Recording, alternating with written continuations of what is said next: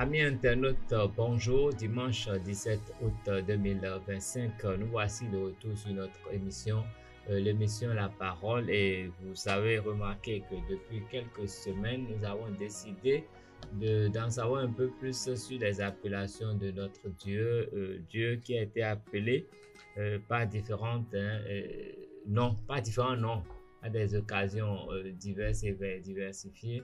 Des noms que nous sommes souvent appelés à évoquer pendant nos prières ou pendant que nous adorons notre Seigneur. Mais quels sont les vrais contenus de chaque nom? C'est ce que nous sommes en train d'essayer de découvrir un peu plus en profondeur depuis quelques semaines avec le pasteur Alfred Kenob qui est là avec nous ce matin. Bonjour pasteur. Bonjour monsieur le journaliste. Comment allez-vous? Remercions Dieu pour ses merveilles et sa grâce surabondante dans notre vie. Nous sommes dimanche. Comment est-ce que vous avez passé cette semaine? Par la grâce de Dieu, nous nous sommes bien portés. Dieu nous a toujours soutenus, nous a donné la force. Il a pris soin de nous, comme cela se doit. Rendons-lui grâce alors pour toutes choses. Ben, aujourd'hui, nous allons nous intéresser à une appellation qui est beaucoup utilisée. Parce que même au-delà de Dieu, on utilise souvent cette appellation pour évoquer certaines circonstances. Et nous allons parler de l'alpha et l'oméga. On dit Dieu, il est l'alpha et l'oméga. Généralement, on dit que c'est le début et la fin. Mais qu'est-ce qu'on doit comprendre davantage quand nous, en parlant de notre Créateur, nous le désignons comme étant l'alpha et l'oméga, pasteur? D'abord, le sujet dont nous débattons est un sujet assez spécifique. Spécifique en ce sens que quand nous l'abordons, nous devons voir qu'il faudrait que c'est un jargon qui est un jargon biblique quand nous parlons d'alpha et d'oméga. Parce que quand vous parlez à l'homme ordinaire, le commun des mortels, en parlant d'alpha et d'oméga, c'est des choses qui ne seront pas comprises. Mais ça a tout son sens quand nous venons dans le domaine de la Bible, quand nous venons dans le domaine de la parole de Dieu. Alpha et oméga, ça veut dire que Dieu est le commencement et la fin. En d'autres termes, on parle de origine originelle. Il est au début de toutes choses. Il imprègne toutes choses. Toutes les choses dépendent de lui. Il ne dépend de personne, mais toutes choses dépendent de lui. Voilà ce que ça signifie en d'autres termes. Oui, ben, c'est évident, hein? Tout dépend de Dieu. Nous l'appelons l'alpha et l'oméga. Disons, généralement, en quelles circonstances est qu'il est vraiment indiqué de l'appeler comme ça pour espérer une action? La Bible nous dit que Dieu connaît la fin avant le commencement. Et il n'y a pas cet être sur la terre qui pourrait connaître la fin avant le commencement. Il est le seul, c'est la clé en réalité.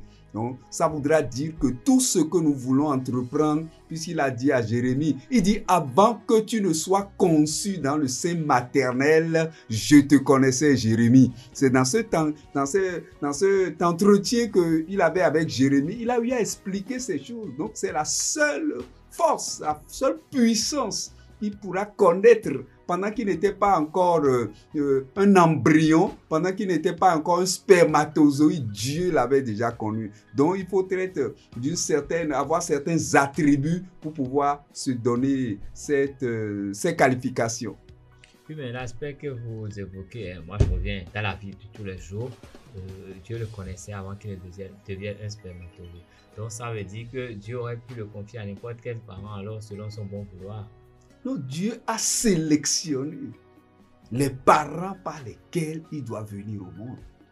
Et qui a même provoqué le désir. Puisque dans le cas d'Abraham, on nous a dit, un homme âgé de 100 ans, comment est-ce qu'il pourrait avoir des désirs, tu vois? Et le moment venu, Dieu a provoqué ce désir. Et c'est cette provocation du désir qui a amené la naissance d'Isaac. D'accord? Donc c'est la même chose. C'est la même chose. Dieu fait, il est planifié, c'est le meilleur planificateur. Il a un plan pour toutes choses. Il provoque toutes choses. Il agit sur les gens. Il dit que le cœur du roi est un courant d'eau dans la main de l'Éternel. Il incline dans la direction qu'il veut. Et quand nous parlons ces langages, nous faisons ces débats, ce n'est pas facile pour le commun des mortels de comprendre. D'accord? Ça, parce que ça a des aspects beaucoup plus spirituels, beaucoup plus forts. N'importe qui ne peut pas comprendre ce langage que nous utilisons. Est-ce qu'on peut comprendre que c'est l'autre façon de proclamer la souveraineté de notre Dieu? Il est souverain, il a toujours été souverain, il est un Dieu souverain. Il est un Dieu souverain, il est comme un coach, d'accord? Il connaît les règles du jeu, il nous donne les règles du jeu. Il est un modèle, d'accord? Et il nous dit les règles du jeu, comment nous devons nous comporter, les codes, les choses là, tout ça là, tout vient de lui. Il est souverain. C'est pourquoi on dit que sa volonté soit faite. Ce n'est pas nous qui existons, mais c'est lui qui existe et qui se manifeste à travers nous. Là, c'est une notion de souveraineté. Puis je reviens quand même à ma question. Comment évoquer cette appellation? Comment et quand? À partir du moment où l'être humain est un être très, très limité, j'ajoute très, très limité, et que Dieu est illimité, pour reconnaître nos limites, nous devons nous référer à lui en disant qu'il est l'alpha et l'oméga. Ce que tu veux entreprendre, tu ne connais pas quel serait l'aboutissement, tu ne connais pas les résultats, tu fais des tentatives, d'accord? Alors que lui, si tu te remets à lui, il peut te donner la lumière, il peut te guider, il peut t'orienter. Si tu recherchais ses conseils, d'accord? Par la prière et un certain nombre de choses, et tu seras rassuré de ce que tu veux faire. Toujours le cas d'Abraham, d'accord? La vieillesse de Sarah, la vieillesse d'Abraham a fait qu'ils ne pensaient plus qu'ils pouvaient avoir des enfants. Ils ont enlevé cela complètement de leur tête. Ils ne réfléchissaient pas à ça. Même quand Dieu insistait pour dire non, tu auras des enfants. Et c'est ta femme Sarah qui est déjà ménopausée à 90 ans qui te fera des enfants. Cela, Abraham n'arrivait à rien comprendre au milieu de tout ça. C'est de cela que nous parlons. D'accord? Il connaît, il sait que des enfants vont venir, non seulement un, mais plusieurs. Et il va la choisir déjà à l'avance comme le père d'une multitude de nations. Voilà les projets de Dieu. Voilà comment ça se passe, d'accord? Il est l'alpha et l'oméga, le commencement et la fin. Il a mené ce projet à son terme et nous avons vu maintenant dans la démonstration tout ce qui s'est passé. Aujourd'hui, tous les chrétiens, ils ont leur racine à partir de qui? D'Abraham. D'Abraham, c'est comme cela. Tous les chrétiens sont des enfants d'Abraham. Il a sorti des nations, c'est comme cela. Et tout est parti dès le départ. Lui savait tout ça là et il le disait à l'avance. Non, mais si je vous comprends bien, est-ce que ça vaut la peine de venir prier, dire maintenant, tu es l'alpha et l'oméga, je veux ci, je veux ça? Est-ce parce que lui, il a déjà tout planifié et nous ne sommes que des exécutants selon son bon vouloir en plus. Et maintenant, pourquoi aller l'évoquer? Quoi faire pour que ce soit dans la volonté de Dieu? Non. Nous n'existons pas, comme on venait de le dire, il n'y a que lui qui existe et qui nous utilise, qui se manifeste à travers nous. Mais quoi faire exactement pour rester en harmonie avec le Créateur? Ce qu'il faut faire, c'est d'abord que le plan te soit révélé. C'est indispensable. Parce que le plan, il a gardé ce plan par devers lui. Et il le montre à qui il veut le montrer. Et quelqu'un qui veut des renseignements sur sa vie, sur sa destinée, un certain nombre de choses, va devant lui en allant la prière. Il va te dire, toi, je t'ai façonné de telle manière, je t'ai fait pour telle chose. À tel moment, il y aura telle chose. Et quand tu auras ces révélations, comme Abraham, notre père, l'a eu, effectivement, ça s'est accompli. Sa destinée de Abraham s'est accomplie. Mais au départ, cette destinée était inconnue d'Abraham. Mais à partir du moment où Dieu l'a encouragé, il a fait chose là, il a commencé à changer sa pensée négative qui serait un stérile, sa femme serait stérile toute sa vie et ils ne veulent même plus d'enfants. Ils ont bloqué déjà cela parce que humainement, tous les blocages sont là et tous les hommes sur la terre pouvaient dire à Abraham, je ne te conseille plus rien, tu ne peux plus jamais avoir d'enfants. C'est ça la réalité. Pendant que le monde entier dit que c'est impossible, Dieu intervient sur la terre et vous dit c'est possible parce que c'est moi qui veux le faire. D'accord? C'est ça là. Donc nos impossibilités à nous en tant qu'humains, Dieu les rend toujours et toujours possibles. C'est ce que nous disons. Oui, mais vous avez évoqué la révélation du plan divin pour chacun. Mais en Afrique, hein, dans notre tradition, quand les enfants naissent aussi, il y a des choses qui se font et qui, en fait, hein, pour savoir que sera cet enfant, qui est cet enfant, il y a des choses qui se font. Est-ce que c'est comparable? Ce n'est pas comparable en ce sens que ici, nous discutons de la parole de Dieu. Ça voudrait dire qu'il y a un camp déjà qui est choisi. Nous reconnaissons Dieu comme notre Seigneur et Sauveur. D'accord? De l'autre camp, c'est que vous choisissez le rebelle, celui qui s'est opposé à Dieu, et vous êtes dans le camp de l'opposition, comme on en a aujourd'hui. D'accord? Chacun sait dans quel camp il est en train d'opérer et dans quelle direction il va. Eux autres, ils vont le faire à leur manière, mais ils ne peuvent pas avoir toujours les choses là, les indices et les preuves comme cela se doit. Et Dieu peut aussi troubler leur plan, parce que Dieu peut troubler leur plan, mais eux ne peuvent pas troubler le plan de Dieu. C'est ça la réalité aussi. Mais Dieu peut également bénir leur plan.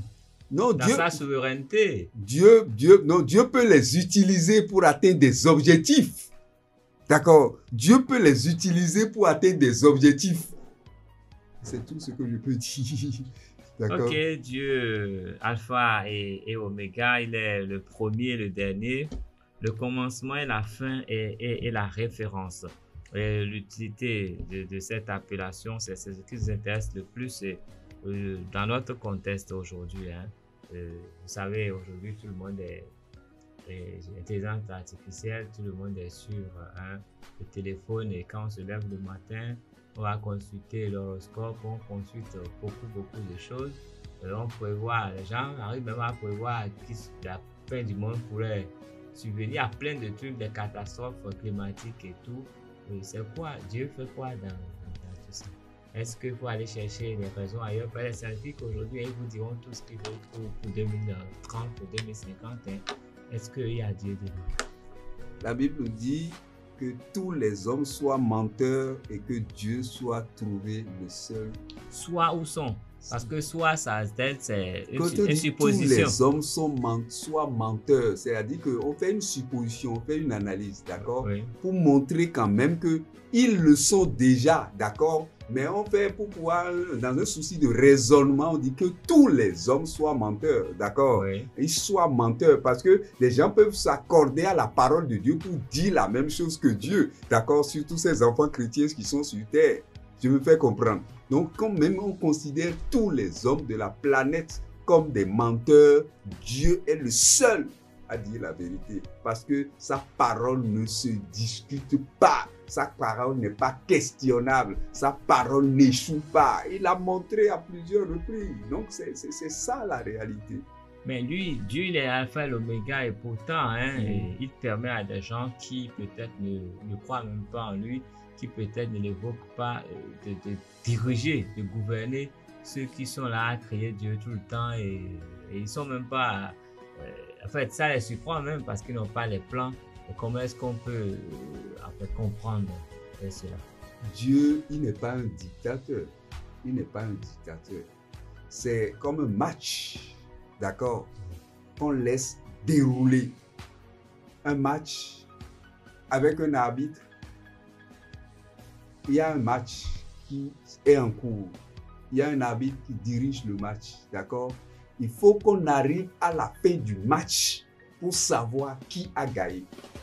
Donc, Dieu laisse l'indépendance, la liberté à chacun de faire son choix et d'évoluer comme il veut dans la vie.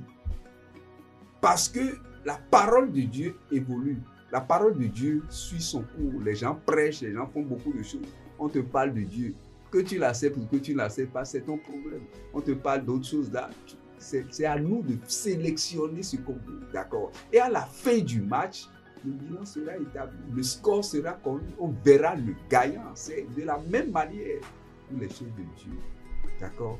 Les gens peuvent faire des prédictions, parler de ceci ou de cela, mais le moment venu, on verra que la fin du monde n'est pas arrivée comme ils l'ont pensé, hein, et tout le monde constatera qu'ils ont menti, etc. Mais Dieu, il a son plan. Et quand il le dit, tu suis, c'est ça qui se réalise.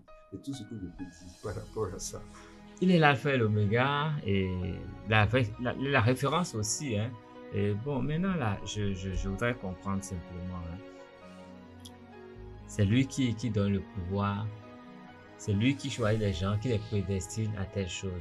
Maintenant, je suppose que Dieu a un plan merveilleux pour quelqu'un. Lui, il a fait le plan, il a déjà tout tracé. Celui-ci ne découvre pas ce plan. Il se passe quoi alors?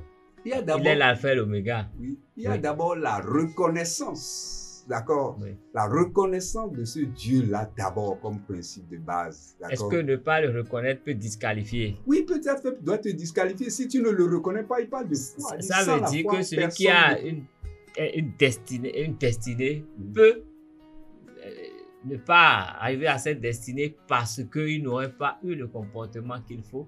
C'est ça ce qu'on doit comprendre. Dieu, dans sa méthodologie, met tout en œuvre pour racheter les gens, pour les amener à sa lumière. On va te tendre la perche, mais tu peux rejeter ça jusqu'au moment où tu vas aller à la perdition. Ça, c'est ça ce qu'il faut comprendre. Il va faire des efforts. Il va envoyer des gens devant toi, d'accord, pour te dire non, tu les renvoies, tu fais tout ce que tu vas faire. Parfois, tu peux mettre du temps. Et à la dernière minute, comme le cas de Saül, le Saul, d'accord, à la dernière minute, ce Saul qui persécutait l'église de Dieu, Dieu a mis la main sur lui d'une façon vraiment bizarre et il s'est converti. Regarde le voleur à la droite de Jésus-Christ sur la croix. C'était sur la croix que lui, il a eu son salut. D'accord? Parce qu'il a reconnu que, la situation que je traverse actuellement là, c'est sérieux, hein? Seigneur, souviens-toi de moi quand tu viendras de dire, c'est aujourd'hui même. Donc, à la toute dernière minute, donc, il y a toujours des opportunités qui sont offertes aux gens pour se racheter, pour donner leur vie à Christ et l'accepter. Tout ça là, c'est des acceptations. Mais quand vous maintenez votre position jusqu'à ce que vous perdez tout le délai, c'est que c'est fini ça. Est-ce qu'on peut perdre le délai? On perd le délai à partir du moment où vous mourrez. Qu'est-ce qui peut arriver encore? Vous ne pouvez plus rien. Vous avez vécu sur toute cette terre et vous mourrez. Et puis, est-ce que c'est les messes qui vont vous accompagner? Mais les gens, il y a des sciences qui disent que quand on n'a pas pu accomplir sa destinée, il y a rebelote. Ça, c'est des théories qui relèvent de certaines croyances. La Bible n'a pas donné ces choses. Je parle de réincarnation et autres. Non, la Bible n'a pas fait cas de ces choses-là. Donc ceux-là, on les laisse dans leur théorie, quoi, d'accord? Mais nous tenons à ce que la Bible nous dit et nous restons fermes dessus. D'accord? On peut dire que la vie est comme ce qui est le système qu'on avait utilisé en temps dans le football, la mort subite. C'est-à-dire quand c'est fini, c'est fini. Il n'y a pas de seconde chance. Et donc, quand nous vivons, nous devons savoir que Dieu, il est le début, il est la fin, il est le premier, il est le dernier. Et nous devons savoir l'écouter, nous devons savoir communiquer avec lui pour avoir la révélation de son plan pour nous et essayer d'entrer dans ce plan pour ne pas échapper, pour ne pas perdre notre destinée. Autrement, on aurait été élu et ne pas arriver à destination, dire beaucoup sont appelés, il y a peu qui sont élus. Et donc, c'est d'abord nous, la décision, Dieu nous donne le libre choix, presque démocratique de choisir notre destinée et d'y arriver selon son bon vouloir.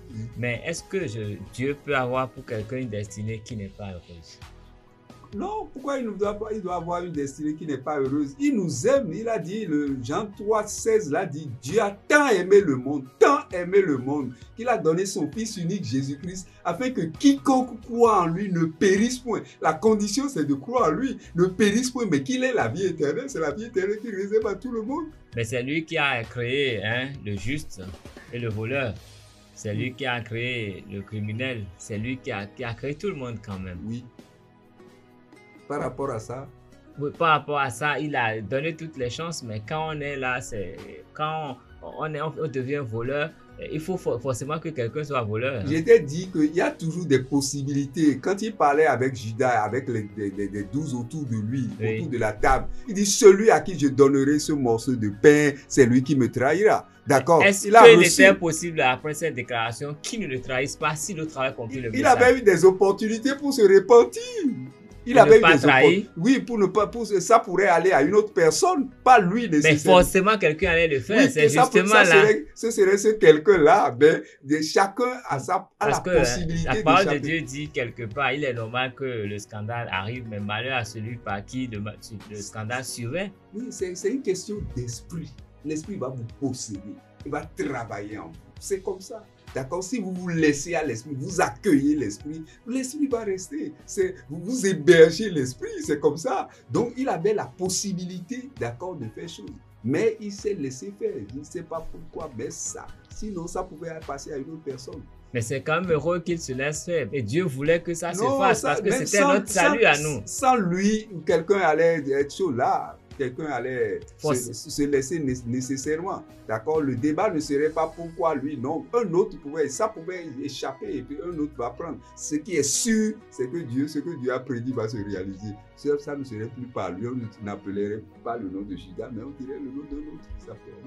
D'accord. Merci, pasteur. Aujourd'hui, nous avons parlé de Dieu qui est Alpha et Oméga. Nous devons comprendre que Alpha et Oméga, ça veut dire le premier, le dernier, le commencement et la fin.